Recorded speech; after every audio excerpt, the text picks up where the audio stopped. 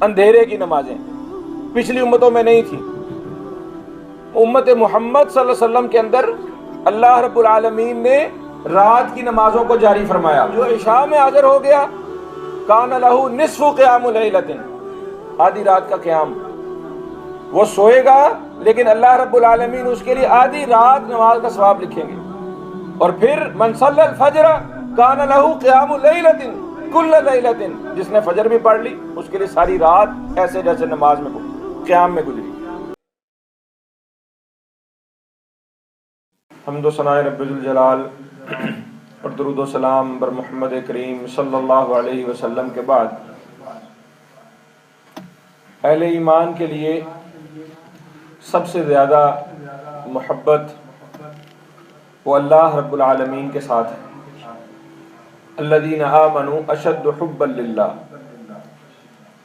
ایک مسلمان کو، ایک مومن کو اپنی محبتوں کو پرکھنا چاہیے کہ سب سے زیادہ محبت مجھے کس سے ہے.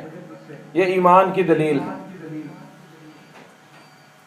محبتیں کئی ہیں اور بہت ساری محبتیں وہ محمود ہیں، پسندیدہ اور مستحب ہیں، جائز ہیں انسانوں کے درمیان بھی، اور اللہ رب العالمین کے تعلق سے جتنی بھی محبتیں ہیں وہ ساری پسندیدہ ہیں.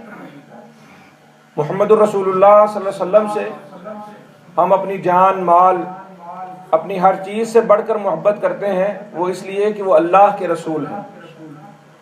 قرآن مجید سے ہم محبت کرتے ہیں کہ وہ اللہ کی کتاب ہے. کعبۃ اللہ سے ہماری محبت ہے کہ وہ اللہ کا گھر ہے. ہر وہ چیز جو اللہ کی نسبت سے جڑ جاتی ہے ہم اس سے محبت کرتے ہیں، کیونکہ اصل محبتوں کا مرکز و محور وہ اللہ ہے. والدین سے محبت، اپنی اولاد سے محبت، خاوند کی بیوی سے، بیوی کی خاوند سے محبت، ان محبتوں کے اندر بھی اللہ رب العالمین کا حکم شامل ہے. اللہ رب العالمین نے اپنے بندوں کو یہ کہا کہ تم اپنے والدین سے محبت کرو، اولاد سے محبت رکھو. یہ وہ جائز اور پسندیدہ اور محمود مستحب محبتیں ہیں جو اللہ رب العالمین نے روا رکھی ہیں. لیکن سب سے زیادہ شدید، سچی اور خالص محبت وہ ایک مومن کو، مسلمان کو، وہ اللہ رب العالمین سے ہونی چاہیے. جب کسی سے محبت ہوتی ہے اس سے گفتگو کا شوق ہوتا ہے، کلام کا، پھر بڑھ کر ملاقات کا، دیدار کا. جو بھی محبوب ہوگا، محب اور محبوب دونوں اس بات کو انتہا درجہ پسند کرتے ہیں کہ ہمارے درمیان گفتگو رہے. بچے، نوجوان تو آج کل کے اس بات کو بخوبی سمجھیں گے. موبائل فون پر لمبی لمبی گفتگو، باتیں، گھنٹے گزر جاتے ہیں، وقت کا احساس نہیں ہوتا، اور وہ نوجوان کیا کہتا ہے؟ میں اپنے محبوب سے بات کر رہا ہوں. یہ جو عارضی اور وقتی اور بے بنیاد محبتیں ہیں، ان محبتوں کا انجام کیا ہوگا، ان محبتوں کا ثواب ہوگا یا نہیں ہوگا، ان محبتوں کے اندر گناہ اور ان کے اندر شر فساد کتنا ہے، اس سے قطع نظر محبت کا فلسفہ سمجھنا تو آج کے نوجوان کے لیے بالکل مشکل نہیں کہ وہ محبت میں فوراً لمبی گفتگو چاہتا ہے، کلام چاہتا ہے، باتیں، دل کی باتیں کریں، کچھ تم کہو کچھ ہم کہیں. ہماری محبت تو یہیں سے شروع ہوگی، اور پھر ملاقات، دیدار، کب ہمیں وصال نصیب ہوگا. تو جب اللہ کے ساتھ کوئی محبت کرنے والا ہو تو سب سے پہلے اس کے دل میں یہ خواہش ہونی چاہیے کہ اللہ کے ساتھ کلام کروں. محبت کو پرکھنے کے لیے سب سے موٹا عقلی فلسفہ یہی ہے کہ مجھے اللہ کے ساتھ محبت ہے، میں اس کا دعویٰ تو کرتا ہوں، اللہ کے ساتھ کلام کرنے کا شوق بھی ہے، اللہ کے ساتھ گفتگو کا شوق بھی ہے. اور پھر کیا یہ ممکن بھی ہے؟ کیا اللہ کے ساتھ کلام ہو سکتا ہے؟ اللہ سے بات ہو سکتی ہے؟ میں اللہ کو اپنے دل کا حال سنا سکتا ہوں؟ کوئی ایسا وقت، کوئی ایسا لمحہ، ایسا کوئی طریقہ ہے کہ جس سے میں محبت کرتا ہوں اور شدید ترین محبت کا دعویٰ کرتا ہوں؟ میرا ایمان اسی بنیاد پر قائم ہے. ہاں، اللہ کے ساتھ کلام ہو سکتا ہے، اللہ سے گفتگو ہو سکتی ہے، اللہ سے باتیں ہو سکتی ہیں، راز و نیاز ہو سکتا ہے. اللہ رب العالمین نے خود کہا ملاقات، دیدار وہ بھی اللہ کا نصیب ہوگا اہل ایمان کو، لیکن وہ دنیا میں نہیں، وہ روز آخرت. سب سے بڑی نعمت اہل ایمان کو جو ملے گی وہ اس دیدار کی، اس ملاقات کی ہوگی جو اللہ رب العالمین کا نصیب ہوگا۔ اور دنیا کے اندر بندے اللہ کے ساتھ بات کر سکتے ہیں، بندے اللہ کے ساتھ اپنے دل کی باتیں رکھ سکتے ہیں، ہاں اس کا طریقہ اور کیفیت وہ نہیں ہے جو دو انسانوں کے درمیان آمنے سامنے بیٹھ کر مکالمے کی ہوتی ہے۔ میں بات کرتا ہوں، فوراً جواب آتا ہے، میرے کان سنتے ہیں، یہ کیفیت اللہ کے ساتھ نہیں ہے۔ لیکن اللہ رب العالمین اپنے بندوں کو ندا لگاتے ہیں، اللہ رب العالمین اپنے بندوں کو پکارتے ہیں۔ نبی کریم صلی اللہ علیہ وسلم نے فرمایا، ہر رات جب رات ایک دو حصے گزر جاتی ہے، تیسرا حصہ شروع ہوتا ہے، اللہ رب العالمین آسمان دنیا پر ینزل ربنا الی السماء الدنیا، اللہ رب العالمین آسمان دنیا پر نازل ہوتے ہیں۔ اللہ اکبر۔ اور ایک پکار لگانے والا پکار لگاتا ہے، اور ایک روایت میں ہے کہ اللہ رب العالمین خود پکارتے ہیں، حل من مستغفر حل من مسترزق، کوئی بخشش مانگنے والا ہے، کوئی رزق مانگنے والا ہے، کوئی ہے جو گفتگو کرنے والا، کوئی ہے جو کلام کرنے والا۔ رات مغرب کے بعد سے سورج کے غروب ہونے سے شروع ہو جاتی ہے اور فجر ہونے تک رات رہتی ہے۔ اس رات کے مختلف پہر ہیں، جیسے دن کے پہر ہیں، رات کے بھی مختلف پہر ہیں۔ اور اللہ رب العالمین نے جو نماز کا نظام اور سسٹم دیا ہے، اس میں اللہ رب العالمین نے اپنے بندوں کو وقت کی تقسیم سکھا دی ہے، دن کے بھی پہر بنا دیے، رات کے بھی۔ جو بندہ وقت کی پابندی، ٹائم مینجمنٹ، ٹائم ڈسپلن سیکھنا چاہتا ہے، اپنے ٹائم کی آرگنائزیشن چاہتا ہے، نماز اس کے لیے سب سے بہترین طریقہ ہے۔ فجر سے ظہر، ظہر سے عصر، عصر سے مغرب، مغرب سے عشاء۔ سب سے لمبا ٹائم فجر سے ظہر کے درمیان ہے، پھر عشاء سے فجر کے درمیان ہے۔ اس کے درمیان بھی اللہ نے پہر رکھے ہیں، فجر سے ظہر کے درمیان اشراق، اور رات عشاء سے فجر کے درمیان تہجد۔ عشاء کی نماز عشاء سے فجر تک، اور اس کے درمیان تہجد کی نماز، رات کی نمازیں، اندھیرے کی نمازیں پچھلی امتوں میں نہیں تھی۔ امت محمد صلی اللہ علیہ وسلم کے اندر اللہ رب العالمین نے رات کی نمازوں کو جاری فرمایا، اور یہ نمازیں مشکل ہیں، بے شک رات کی نماز ہے، مشکل نماز ہے، لیکن جب مشکل ہے تو اس کے لیے اجر و ثواب اور فضیلت اور اس کا فائدہ بھی اللہ رب العالمین نے اتنا ہی رکھا ہے۔ آپ صلی اللہ علیہ وسلم نے فرمایا، جس شخص کو یہ معلوم ہو جائے عشاء اور فجر میں نماز میں شامل ہونے کا کتنا اجر و ثواب ہے، وہ گھٹنوں کے بل چل کر آئے، ایک روایت میں سر کے بل چل کر آئے، گھسٹتا ہوا بھی آئے۔ اور جس کسی نے من شہد العشاء، جو عشاء میں حاضر ہو گیا، کان لہ نصف قیام لیلۃ، آدھی رات کا قیام، وہ سوئے گا لیکن اللہ رب العالمین اس کے لیے آدھی رات نماز کا ثواب لکھیں گے۔ اور پھر من صلی الفجر کان لہ قیام لیلۃ کل لیلۃ، جس نے فجر بھی پڑھ لی اس کے لیے ساری رات ایسے جیسے نماز میں قیام میں گزری۔ منافق پر دونوں نمازیں بھاری ہیں۔ منافق کون ہوتا ہے؟ جس کا عمل کمزور ہو۔ جب بھی ہم منافق کی بات کرتے ہیں، اس میں منافق سے مراد وہ منافق نہیں ہے جو نبی کریم صلی اللہ علیہ وسلم کے دور کے منافق تھے، اعتقادی منافق، دل کے منافق، پکے چور، نیت کے منافق، سوچے سمجھے منافق۔ جب بھی ہم نبی کریم صلی اللہ علیہ وسلم کے چلے جانے کے بعد منافقوں کی بات کرتے ہیں تو اس سے مراد عمل کے کوتاہ، سستی کوتاہی کرنے والے منافق۔ یعنی آپ صلی اللہ علیہ وسلم نے فرمایا، ایمان کی کمزوری، عمل کی کمزوری، اس کی دلیل یہ ہے ایک بندے کے کہ وہ فجر اور عشاء میں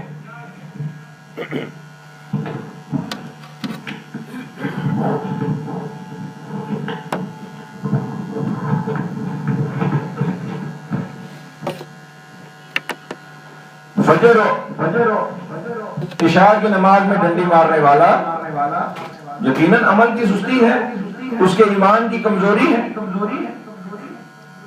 ہر وہ بندہ جو دن کی نماز تو پڑھ لیتا ہے، دیکھا دیکھی، سہولت ہے، دوسرے جا رہے ہیں میں بھی ساتھ چلا جاتا ہوں، ظہر پڑھ لی، عصر پڑھ لی، مغرب پڑھ لی، اکثر عشاء رہ جائے گی، اکثر فجر رہ جائے گی.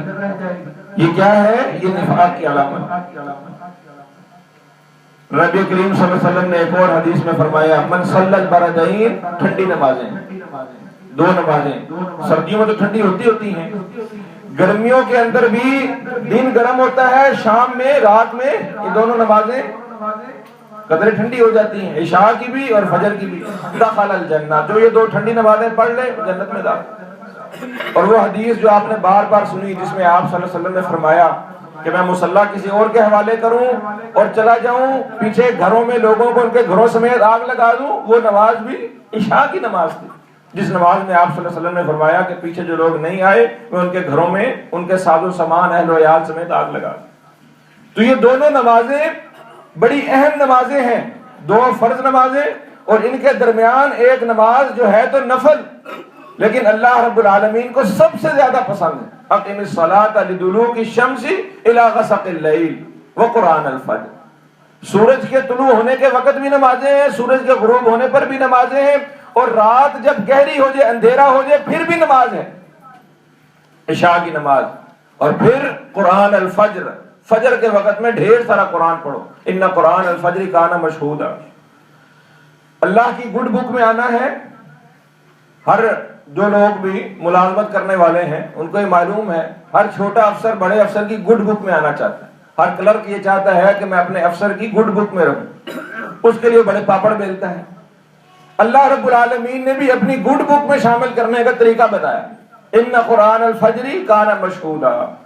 فرشتوں کی حاضری تبدیل ہوتی ہے. اللہ رب العالمین ویسے ہر بات جانتے ہیں لیکن اس وقت حاضری تبدیل ہوتی ہے، فرشتے ڈیوٹی چینج ہوتی ہے. وہ کرامن کاتبین جو ایک دائیں ہیں ایک بائیں ہیں جو لکھ رہے ہیں، دائیں والے اچھی باتیں بائیں والے بری باتیں، وہ اللہ رب العالمین کے حضور گواہی لے کر پہنچتے ہیں. معلوم اللہ کو پہلے ہے، گواہی لکھی جاتی، کتاب میں لکھا جاتا ہے، گواہی ڈال جاتی ہے اللہ رب العالمین کے ہاں کہ فجر میں بھی حاضر تھے. جو نہیں پڑھتا وعیدیں بھی بہت ہیں، فضیلتیں بھی بہت ہیں، جنت میں داخل ہوگا. میں نے آپ کو حدیث پڑھ کے سنائی اور آپ سے فرمایا ثواب اس کا پتہ چل جائے تو تم اونڈے منہ گھٹنوں کے بل گھسٹ گھسٹ کر آؤ، اور چھوڑنے والے ایمان کے کمزور ہیں وہ منافق ہیں. اور پھر اس سے آگے بڑھ کر اس پر وعیدیں، اس کے نقصانات. فجر کی نماز چھوڑ دی، آپ صلی اللہ علیہ وسلم نے فرمایا شیطان اس کے کان میں پیشاب کر جاتا ہے. اب پوچھنے والا پوچھے کہ مجھے تو کوئی اس میں پانی نہیں فیل ہوا، کان میں مجھے تو کوئی نمی نہیں فیل ہوئی، کوئی گیلا پن نہیں محسوس ہو رہا، شیطان کیسے پیشاب کر گیا؟ بھائی یہ تذلیل ہے، یہ استعارہ ہے، یہ مثال ہے اس بات کی کہ تمہارے ساتھ اتنا برا سلوک ہوا ہے، اتنی ضلالت، اتنی تذلیل ہوئی تمہاری کہ شیطان تمہارے کان میں پیشاب کر گیا. اور کان دماغ کے سب سے قریب ترین جسم کا سوراخ ہے نا. دماغ کے پیالے کے اندر سارا دن تمہارا وسواس میں، فکروں میں، توہمات میں، پریشانیوں میں. اللہ اکبر. اور ایک حدیث جو سب سے زیادہ فکر دلانے والی ہے اور سب سے زیادہ بات کو سمجھانے والی ہے. شیطان انسان پر 3 گرے لگاتا ہے. نبی کریم صلی اللہ علیہ وسلم نے فرمایا سوتا ہے جب بندہ تو شیطان اس پر 3 گرے لگاتا ہے، اور صبح جب وہ اٹھتا ہے اٹھتے ساتھ سب سے پہلے وہ اللہ کا ذکر کرتا ہے الحمدللہ الذی احیانی بعدما اماتنی والیہ النشور. ایک گرہ کھل جاتی. پھر وہ اپنا نرم بستر چھوڑ دیتا ہے اور چھوڑ کر وضو کے لیے چل پڑتا ہے. وضو کیا، ہاتھ منہ دھویا، وضو کیا، دوسری گرہ کھل گئی. پھر نماز کے لیے کھڑا ہو گیا، تیسری گرہ بھی کھل گئی. اس کے ساتھ کیا ہوگا؟ اس کے ساتھ کیا ہوگا؟ ویسے بھی فجر کی نماز جس نے پڑھ لی، اللہ اکبر، اللہ رب العالمین نبی صلی اللہ علیہ وسلم نے فرمایا جس نے فجر کی نماز پڑھ لی فی ذمت اللہ، وہ اللہ کے ذمے، اس کا سارا دن اللہ کے حوالے. جس کا اللہ کے حوالے ہو جائے پھر اس کو فکر کرنے کی ضرورت نہیں. سالم حضرت عمر رضی اللہ عنہ کے پوتے، عبداللہ ابن عمر کے بیٹے، حجاج کے دربار میں بیٹھے تھے. حجاج نے ایک شخص کو قتل کرنے کا حکم دے دیا، کہا یہ تلوار اٹھاؤ اس کو قتل کر دو. سالم اس شخص کو لے کر سائڈ پہ اس کو پوچھا تو نے فجر کی نماز پڑھی ہے؟ اس نے کہا پڑھی تھی. انہوں نے کہا بس پھر تو اللہ کے ذمے میں ہے، تو قتل نہیں ہو سکتا. اور وہی ہوا کہ جو قتل کرنے والا جلاد تھا وہ اس نے اس کو قتل کرنے سے انکار کر دیا. اس نے کہا جی اس کو جانے دیں، میں اس کو قتل نہیں کر سکتا. تو یہ ایک مثال ہے عملی طور پر بھی. اور حقیقت میں جو ایمان والا ہے وہ اس بات کو سمجھے گا کہ فجر کی نماز پڑھی اللہ کے نبی صلی اللہ علیہ وسلم کا سچا اور حقیقی سچا فرمان ہے کہ فجر کی نماز پڑھی وہ اللہ کے ذمے ہے، اس کا باقی سارا دن اللہ کے ذمے. اور پھر یہ جو حدیث میں نے آپ کے سامنے رکھی، 3 گریں جس کی کھل گئیں، آپ صلی اللہ علیہ وسلم نے فرمایا فاصبح طیبا نشیطا، اس کا دن کیسے گزرے گا؟ پاک، نشیطا، نشاط والا، یعنی طبیعت کے اندر ایک نشاط.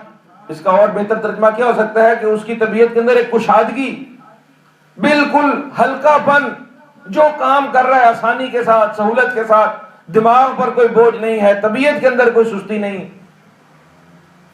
فجر کی نماز پڑھ لینے کا یہ فائدہ. اور نقصان کیا ہے؟ جس نے نہیں پڑھی اس کے تینوں گیریں لگی رہ گئی. فاصبح خبیث النفس خسلان، سارا دن طبیعت کیا. اچھا بڑی اور ٹیکنیکس، بڑی اور پریکٹسیں کرتے ہیں. نوجوانوں سے پوچھ لو، اسٹوڈنٹس طلبہ سے پوچھ لو، گھروں کے اندر تربیت بھی ایسی ہے.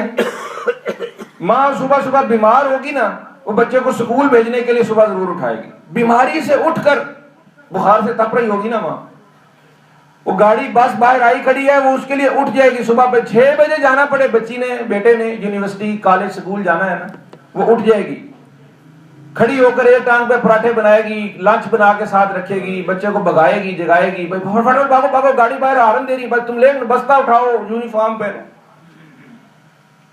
شیطان کے خلاف اس بات پر اپنی اولاد کی مدد نہیں کرتے. شیطان کی چال ہے نا، نماز فجر سے روک رہا ہے سب سے زیادہ.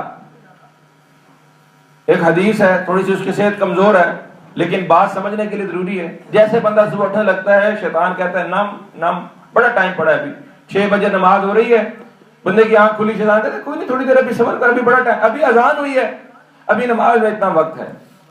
کوئی نہیں، نماز ہو رہی کھڑی، لمبی نماز پڑھانی مولوی صاحب نے. ابھی کسی اور کی بات نہیں کر رہا ہوں، میں اپنی بات کر رہا ہوں. شیطان جب بندے پر حاوی ہوتا ہے اس کو نماز سے بلا دیتا ہے، اس کو سستی کسل ڈالتا ہے، مختلف بہانے ڈالتا ہے. کسی ایک بزرگ کا، ان کا واقعہ قصہ میں نے پڑھا پرانے وقتوں میں. شیطان صبح آیا فجر کی نماز کے لیے جگانے. ہاں، شیطان آیا فجر کی نماز کے لیے جگانے. میں نے کہا مولوی صاحب اٹھو اٹھو نماز پڑھو. میں نے کہا تو کون؟ میں نے کہا میں شیطان. تو فجر کی نماز کے لیے جگانے آیا ہے؟ تیرا سب سے زیادہ زور تو اس بات پر ہے کہ بندے کی فجر کی نماز گزر جائے، اس کا سارا دن برباد گزرے، اور تو فجر کے لیے جگانے آیا ہے. نے کہا کل جب میں آپ کو سلاتا رہا تھا نا فجر کے لیے، آپ کی فجر گزر گئی تھی، جماعت گزر گئی تھی، نماز لیٹ قضا ہو گئی تھی، آپ نے اٹھ کر جو توبہ کی نا، اور اس پر جو آپ نے اللہ سے استغفار کیا، اور آپ جو روئے اور گڑ گڑائے، آپ کا وہ اجر و ثواب فجر کی جماعت کے ساتھ نماز پڑھنے سے کئی گنا زیادہ لکھا گیا. میں نے کہا چلو اٹھ کر فجر ہی پڑھ لے، تھوڑا کم ثواب ملے گا اس کو. شیطان کے خلاف اپنے بچوں کی مدد کرو. ہر استاد کو، ہر والد کو، ہر بڑے کو چاہیے کہ وہ اپنے بچے کی، نوجوان کی شیطان کے خلاف مدد کرے. جوانی اندھی ہوتی ہے، جوانی میں بندے کو بہت ساری اور فکریں اور بہت ساری سستیاں، کوتاہیاں اور بہت ساری منموجیاں لگی ہوتی ہیں. اپنے نوجوانوں کی، اپنے بچوں کی اس بات پر مدد کرو، ان کو شیطان کے حوالے نہ چھوڑو. صبح اٹھاؤ. ہر والد کو یہ اہتمام کرنا چاہیے، ہر خاوند کو یہ اہتمام کرنا چاہیے، اپنی بیوی کے لیے، اپنے بچوں کے لیے فکر کرنی چاہیے کہ وہ ان کو اس نماز کے لیے جگائے. ان فی السحور برکہ، صبح کے وقت میں کتنی برکت ہے آپ کو اندازہ ہی نہیں. ایک دوست تھا پولیس میں، یہ وارڈن پولیس میں اس کی جاب تھی. کہتے سارا دن اتنا میرا کسل کے ساتھ گزرتا ہے، بے برکتی، میں جاب چھوڑنے لگا ہوں. یار عبدالرب بڑا مصیبت میں ہوں، مجھے اس جاب سے کوئی فائدہ نہیں. میں کیا مسئلہ کیا ہے؟ آج دن سویا رہتا ہوں، دوپہر کو 2 بجے ڈیوٹی شروع ہوتی ہے، رات 10 بجے، دن میں کوئی کام نہیں ہوتا، نہ بچوں کو ٹائم دے پا رہا ہوں نہ کچھ. میں نے کہا صبح کی شفٹ کا کیا ٹائم ہے؟ کہتے صبح کی شفٹ کا ٹائم ہے 6 سے لے کے 2 تک. میں نے کہا صبح کی شفٹ کرا لو. اس نے صبح کی شفٹ کروائی. اب کم و بیش 9-10 سال ہو گئے ہیں. کہتا میں نے دوبارہ، مجھے پیسے دے کر نہ اپنی شفٹ صبح کی رکھوانی پڑے، میں صبح کی رکھواتا ہوں. فجر پڑی جاتی ہے، دن سارا اتنی نشاط میں گزرتا ہے اور دن میں اتنی برکت ہے کہ میں 20 کام دن کے اور کر لیتا ہوں. ایک چھوٹی سی مثال. اپنے بچوں کی اس بات پر عادت بنانا کہ بیٹا صبح اٹھنا ہے, صبح فجر کی نماز پڑھنی ہے. شیطان تو اپنا پورا ٹل لگائے گا کہ اس کا دن برباد ہو, اس کی سارا دن گزر جائے. عشاء کے اندر بھی اسی طرح ہی ہے. اب تو الارم ہے, کتنی سہولتیں ہیں, حالانکہ عشاء کی نماز بھی تاخیر سے پڑھنی پسندیدہ ہے. نبی کریم صلی اللہ علیہ وسلم نے فرمایا میرا بس چلتا ہوتا تو میں عشاء کو آدھی رات تک لے جاتا, آدھی رات میں جا کر نماز پڑھتا. ہمارے یہاں تو عشاء جو ہے مغرب کے فوراً بعد عشاء ہو جاتی ہے. یہ کچھ وابیوں کی مہربانی کہ وہ تھوڑی سی پھر لیٹ پڑھتے ہیں, کچھ دیگر وہ تو مغرب کے بعد ابھی کھانا نہیں کھاتا بندہ, گھر نہیں پہنچتا, پیچھے عشاء کی ساری رات پڑی ہے. اس رات میں کیا کرنا ہے, کرنا کچھ بھی نہیں, بس جی جلدی سونا ہوتا ہے. اور آپ کو پتا ہے سونا کس نے, شہروں کے اندر چلو گاؤں دیہاتوں میں مان لیا, اب تو وہ بھی نہیں رہ گیا. پہلے ہوتا تھا گاؤں میں لوگ سرے شام سو جاتے تھے, کہا ٹائم سے عشاء پڑی سو جائیں. شہر میں کوئی سوتا ہے؟ رات 11 بجے سے پہلے تو میں نہیں سمجھتا کہ کوئی بندہ بھی شہر لاہور کے اندر رات 11 بجے سے پہلے سو جاتا ہے. اور یہ نوجوان تو ان کی تو راتیں جاگتی ہیں, دن سوتے. 2 بجے تک, 3 بجے تک, 4 بجے تک چیٹنگ چل رہی ہے, انٹرنیٹ چل رہا ہے, فیس بک چل رہی ہے, مووی چل رہی ہے, کوئی نہ کوئی اور, کوئی نیٹ فلکس ہے. ہاں جی, اب تو اتنا کچھ ہے رات جاگنے کے لیے چل رہا ہے. لیکن نماز جلدی جلدی پڑھ لو جی. عشاء کی نماز فٹافٹ نبیڑو فٹافٹ. عشاء پڑھ کر 7 بجے, 7:30 بجے, 8 بجے مولوی عشاء کی نماز لمبی بڑی کرا دیتے ہیں. حالانکہ ان نمازوں کے اندر اللہ رب العالمین نے قرات بھی رکھی.